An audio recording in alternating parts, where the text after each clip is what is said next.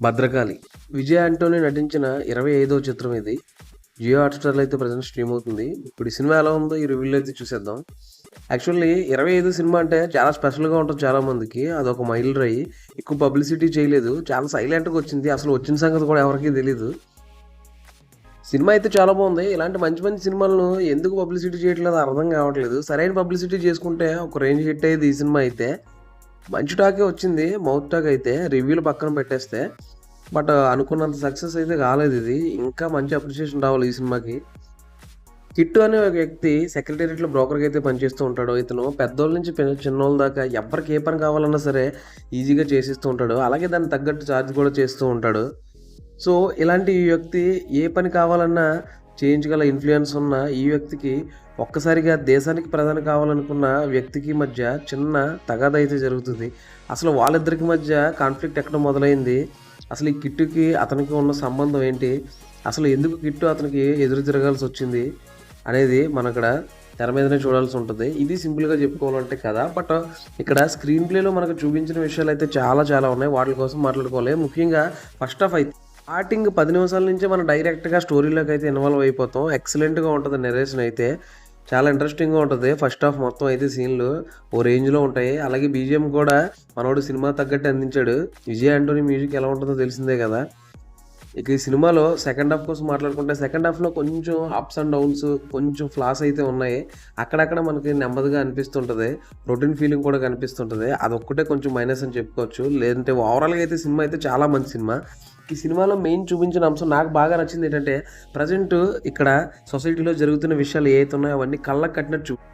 శంకర్ అప్పట్లో జెంటిల్మెన్ సినిమాలో మరియు శివాజీ సినిమా ఇటువంటి సినిమాల్లో ఎలాంటి సోషల్ మెసేజ్తో ఇది వచ్చాడు, ఈ సినిమాలో అలాంటి మంచి సోషల్ మెసేజ్ ఉంది. ప్రజెంట్ సొసైటీ మొత్తం ఎవరైతే డబ్బు పలుకుబడి అలాగే రాజకీయంగా అయితే నెగ్గుతున్నారో వాళ్ళకి మాత్రమే చేతిలో ఉంది. అలాగే సామాన్యుడి పరిస్థితి మాత్రం చాలా దారుణంగా ఉంది. భయపడుతూనే నిత్యం బతకాల్సి వస్తుంది అని చెప్పేసి చాలా క్లియర్గా అయితే చూపించాడు. ఇందులో ఒక డైలాగ్ ఉంటుంది, ఎదిరించేవాళ్ళు లేకపోతే బెదిరించేవాడితే రాజ్యం అని చెప్పేసి. అది నిజంగానే ఇప్పుడు ప్రజెంట్ జరుగుతున్న సిచ్యువేషను. ఎందుకంటే ఎవరిని ఎదిరిస్తే ఎవరు ఏం చేసేస్తారన్న భయం ఒక సామాన్యుల్లో ఉండడం వల్ల వాళ్ళు అంతకంతకు రెచ్చిపోతున్నారు. ఎవడో ఒకడు మొదలు పెట్టకపోతే నెక్స్ట్ ఫ్యూచర్ జనరేషన్ కూడా ఇలానే తయారవుతుంది. సో మనం ఎక్కడికైనా సరే మారాలి ఎప్పటికైనా అని చెప్పేసి ఒక మంచి మెసేజ్ అయితే ఉంది ఈ సినిమా. అలాగే చట్టాలు తెలిసిందే కదా, ఇది బలవంతుడికి చాలా బలహీనంగానే అలాగే బలహీనుడికి చాలా బలవంతంగానూ పనిచేస్తాయి.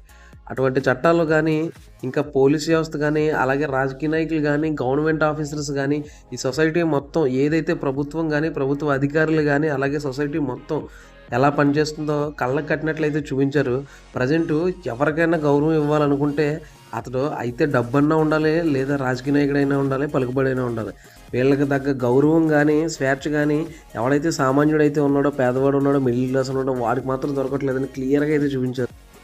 సొసైటీ ఎలా పోతే మనకేంటి, మనం ఏమన్నా మార్చగలమా, తీర్చగలమా, మనకెందుకు ఇవన్నీ అని చెప్పేసి జనాలు ఎలా అయితే అలవాటు పడిపోయి వీటన్నిటికి బతికేస్తున్నారో అది కూడా చాలా క్లియర్గా అయితే చూపించాడు. మంచి సోషల్ మెసేజ్తో కూడుకున్న సినిమా ఇది. నాకైతే చాలా బాగా నచ్చింది. మంచి సినిమా అయినా చెప్పుకోవచ్చు. ఎవరైనా సరే థియేటర్లో చూడకపోతే ఆల్రెడీ జియో హాట్‌స్టార్‌లో అయితే స్ట్రీమ్ అవుతుంది, చూసేయండి. కొంచెం సెకండ్ హాఫ్లో అక్కడక్కడ ల్యాగ్ అనిపిస్తుంది కానీ సినిమా అయితే బాగానే ఉంది.